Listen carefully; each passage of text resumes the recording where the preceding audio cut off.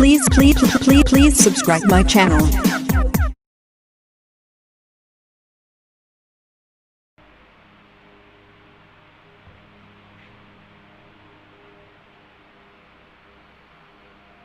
Good morning विद्यार्थियों। आज से जो पहले वाली कक्षा है उसमें हमने विद्युत धारा के चुंबकीय प्रभाव के बारे में अध्ययन किया था। एक बार मैं दोहरान कर देता हूं कि जब किसी चालक तार में विद्युत धारा प्रवाहित की जाती है तो वह चालक तार एक चुंबक की भांति व्यवहार करता है। इसे ही हम विद्युत धारा के चुंबकीय प्रभाव के नाम से जानते हैं। इसके अलावा हमने चुंबकीय क्षेत्र की दिशा ज्ञात करने के दो नियम भी हमने पढ़े थे। एक तो था दक्षिणावर्त पेच का नियम और दूसरा था दक्षिणी हस्त का नियम। दक्षिणावर्त पेच का जो नियम है उसके अंतर्गत हमने पढ़ा था कि जब किसी पेच को हम दक्षिण दिशा में घुमाते हैं तो जिस दिशा में पेच अंदर की ओर जाता है, यदि वह चालक में प्रवाहित धारा की दिशा की ओर संकेत करे तो उस पेच को जो घुमाने की दिशा है वो उसके चारों तरफ उत्पन्न चुंबकीय क्षेत्र की क्या होगी, दिशा होगी। और दक्षिणी हस्त नियम के अनुसार जब हम किसी धारावाही चालक को अपने दाहिने हाथ से इस प्रकार पकड़ें, दाहिने हाथ से इस प्रकार से पकड़ें कि अंगूठा उस चालक में प्रवाहित धारा की दिशा की ओर संकेत करे तो मुड़ी हुई अंगुलियां उस चालक में उपस्थित चुंबकीय क्षेत्र की दिशा की ओर संकेत करती है। तो ये दो नियम हम पढ़ चुके हैं। आज का जो हमारा टॉपिक है वह है चुंबकीय क्षेत्र एवं क्षेत्र रेखाएं। चुंबकीय क्षेत्र एवं क्षेत्र रेखाएं। सबसे पहला है चुंबकीय क्षेत्र किसे कहते हैं। चुंबकीय क्षेत्र किसे कहते हैं? Magnetic field. तो किसी चुंबक के चारों ओर चुंबकीय क्षेत्र को दर्शाने के लिए कुछ काल्पनिक रेखाओं का समूह खींचा जाता है। क्या करते हैं? किसी चुंबक के चारों ओर, ये चुंबक है, देखिए आपको N और S ये वाले जो संरचना दिखाई दे रही है इसको चुंबक कहते हैं। इसमें दो सिरे हैं, एक तो नॉर्थ और एक साउथ, उत्तरी ध्रुव और ये है दक्षिण ध्रुव। तो इस चुंबक के चारों ओर कौन सा क्षेत्र होता है? चुंबकीय क्षेत्र। वह क्षेत्र जिसमें चुंबक अपना प्रभाव दिखाती है उसको हम चुंबकीय क्षेत्र बोलते हैं। तो वो चुंबकीय क्षेत्र किसके कारण होता है? तो वो संभव है कि उन रेखाओं के कारण होता है, लेकिन रेखाएं दिखती नहीं है तो उन नहीं दिखने वाली रेखाओं को हम काल्पनिक रेखाएं कहते हैं। और उन्हीं काल्पनिक रेखाओं को यहाँ पर दर्शाया गया है। ये देखिए कुछ रेखाएं यहाँ से निकल रही है, N से निकल रही है और S की ओर जा रही है, ऐसे ही। और ये जो आपको निकल रही है ये भी बाहर से घूम करके इधर की ओर आएगी। तो इस प्रकार से सभी चुंबकीय रेखाएं N से कहां की ओर जा रही है? S की ओर जा रही है। तो इन काल्पनिक रेखाओं को हम क्या बोलते हैं? चुंबकीय रेखाओं के नाम से जानते हैं। प्रश्न यहां से बनता है कि चुंबकीय रेखाएं कहां से कहां की ओर जाती है? तो हमेशा नॉर्थ से साउथ की ओर ही जाती है। ध्यान रखना है, इसकी दिशा भी होती है। तो पहली परिभाषा हमारी पूरी हो गई। दूसरा देखिए चुंबकीय क्षेत्र क्या है, मैग्नेटिक फील्ड क्या है। ये चुंबकीय लाइन मैग्नेटिक लाइंस थी। तो चुंबक के चारों ओर का वह क्षेत्र जहां चुंबक के प्रभाव को महसूस किया जाता है। यानी जैसे कि चुंबक आपको दिखाई दे रही है, अभी चुंबक अपना प्रभाव कहां दिखाती है? ये देखिए यहाँ पर अगर किसी चुंबक के पास में हम कोई कील या कोई लोहे का बुरादा लेकर के जाते हैं तो वो कहां पर चिपकेगा? तो उसको आप नोट करना, वो अधिकांश कहां चिपकता है? सिरों के ऊपर। ये N सिरा और ये S सिरा। तो जहां पर भी इसके सिरे वहां पर ये अधिक चिपकता है। कारण क्या है कि वहां पर उस चुंबकीय प्रभाव को अधिक महसूस किया जाता है, तो वो कहलाएगा चुंबकीय क्षेत्र।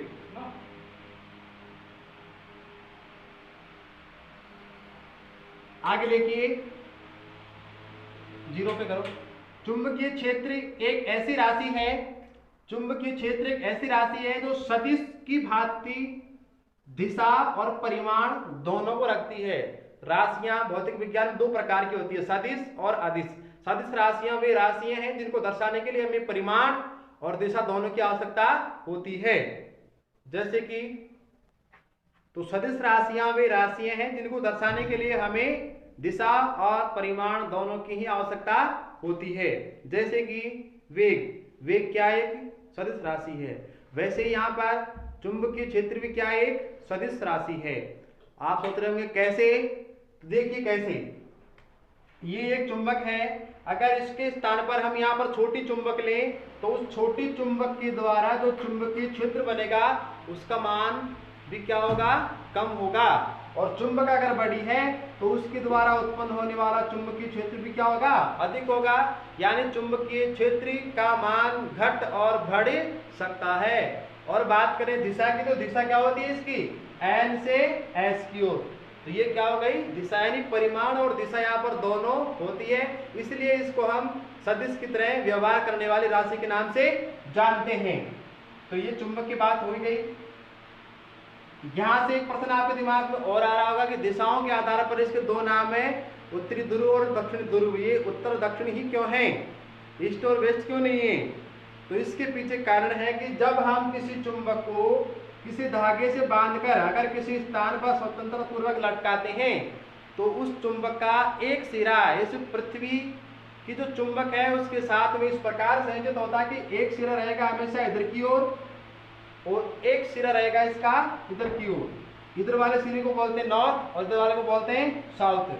अब आप सोच रहे होंगे तो फिक्स कर दिया आपने, तो इसको आप हाथ से एक बार घुमा भी सकते हैं। जैसे आप हाथ से घुमाकर इसको वापस छोड़ेंगे तो ये वाला सिरा वहीं पर आकर रुकेगा और ये वाला सिरा वापस वहीं पर आकर के रुकेगा। इसलिए चुंबक के हमेशा दो ही सिरे होते हैं, नॉर्थ और साउथ। आगे देखिए, चुंबकीय प्रेरण क्या है, मैग्नेटिक इंडक्शन किसे कहते हैं। पहले देखिए परिभाषा, कुंडली के सापेक्ष जब किसी चुंबक को गति कराते हैं तो चुंबकीय फ्लक्स में परिवर्तन होने के कारण कुंडली में क्षणिक समय के लिए अर्थात कुछ समय के लिए क्या होता है, धारा बनती है या धारा बहती है। इस धारा को हम क्या बोलते हैं, प्रेरित धारा। परिभाषा दोबारा सुने कि कुंडली के सापेक्ष जब किसी चुंबक को गति करवाते हैं तो उस कुंडली में कुछ समय के लिए, क्षणिक समय के लिए एक धारा प्रवाहित होती है या धारा बनती है। इस धारा को हम क्या बोलते हैं, प्रेरित धारा के नाम से जानते हैं। अब एक प्रश्न आपके यहाँ पर दिमाग में बन रहा होगा कि ये चुंबकीय फ्लक्स क्या है। तो चुंबकीय फ्लक्स की परिभाषा हम समझ लेते हैं पहले। चुंबकीय फ्लक्स किसे कहते हैं, तो चुंबकीय क्षेत्र में स्थित किसी पृष्ठ से गुजरने वाली चुंबकीय क्षेत्र रेखाओं की संख्याओं को क्या कहते हैं, चुंबकीय फ्लक्स के नाम से जानते हैं। सपोज करो यहाँ पर कोई पृष्ठ है, पृष्ठ का मतलब कोई क्षेत्रफल है, इसको अपन कुंडली मान लेते हैं, कुंडली है, कोइल है और ये यहाँ पर एक चुंबक रखी हुई है। तो जैसे इस चुंबक को इस कुंडली के पास में ले जाया जाएगा तो इसमें से क्या गुजरेगी, चुंबकीय क्षेत्र रेखाएं। तो कितनी चुंबकीय रेखाएं गुजर रही है, उन चुंबकीय रेखाओं की संख्या को ही क्या कहते हैं, चुंबकीय फ्लक्स कहते हैं। आसान सा है, रटने की आवश्यकता नहीं है। एक बार फिर दोहरा रहा हूं कि चुंबक से संबंधित या चुंबकीय क्षेत्र में रखे किसी पृष्ठ से गुजरने वाली कौन, चुंबकीय बल रेखाओं की संख्या को क्या कहते हैं, चुंबकीय फ्लक्स कहते हैं। और इसका मात्रक क्या होता है, वेबर होता है। अब इसी से अपन परिभाषा यहाँ बना रहे थे कि जब किसी कुंडली को या जब किसी चुंबक को, दोनों में से गति कोई भी कर सकता है। यहाँ देखिए कुंडली है, ये कुंडली आपको दिखाई दे रही है और इस कुंडली को एक मीटर से जोड़ा गया है, उसका नाम है गैल्वेनोमीटर। इसका काम होता है किसी चालक में क्षणिक समय के लिए उत्पन्न धारा की दिशा और धारा की उपस्थिति को मापने का इसका कार्य होता है। एक होता है एमीटर, एमीटर केवल धारा को मापता है, यहाँ पर ये धारा और दिशा दोनों को मापता है, तो वो लिखा है यहाँ पर गैल्वेनोमीटर। तो जैसे इस चुंबक को, मान लो चुंबक प्रारंभ में यहाँ पर है और जैसे इस चुंबक को अपन यहाँ से इसके पास में ले जाएंगे तो इसमें से क्या निकलती है, चुंबकीय रेखाएं।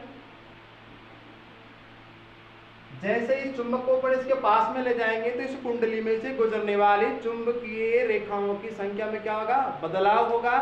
जब चुंबक दूर रहेगी तब तो संख्या रहेगी उसकी कम, और जब चुंबक पास में जाएगी तब संख्या क्या हो जाएगी, बढ़ जाएगी, यानी चुंबकीय फ्लक्स का मान बढ़ेगा तो प्रेरित धारा का मान भी क्या होगा, बढ़ेगा। अगर हम इस चुंबक को यहीं पर रोक देते हैं तो धारा का प्रवाह बंद हो जाएगा क्योंकि फ्लक्स में परिवर्तन नहीं हो रहा है। अब जैसे चुंबक को अपन पीछे की ओर लेके जाएंगे तो फिर फ्लक्स में क्या होगा, परिवर्तन, और फिर इस मीटर के अंदर एक धारा प्रवाहित होगी। प्रारंभ के अंदर जब इस चुंबक को अपन यहाँ से यहाँ की ओर ले जाते हैं तो इस गैल्वेनोमीटर की सुई है वो दाईं ओर जाती है, तो ये दिशा इधर की ओर दर्शा रही है। और जैसे चुंबक को अपन पीछे की ओर लाएंगे तो अब इस गैल्वेनोमीटर की सुई है वो इधर की ओर आएगी और धारा की दिशा क्या हो जाएगी, इसमें बदल जाएगी। पहले थी इधर से इधर की ओर, अब जाएगी इधर से इधर की ओर। तो ये कब हुआ, जब हमने एक चुंबक को कुंडली के सापेक्ष क्या करवाया, गति।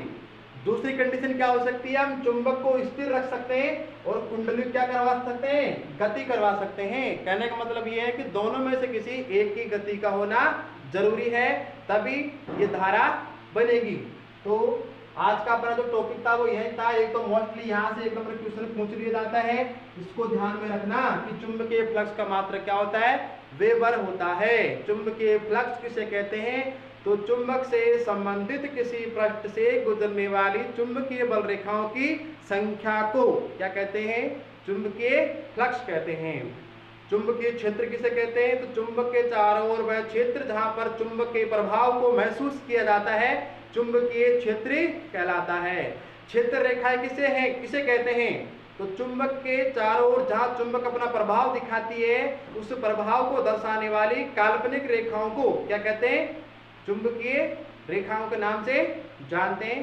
तो आशा करता हूँ ये वीडियो आपको समझ में आया होगा, और अधिक इसको समझना चाहते हैं तो और इसको आप बार बार देखें और इसको लाइक करें, शेयर करें, और किसी प्रकार की कोई आपको समस्या हो तो उसके लिए आप कमेंट्स करें। धन्यवाद।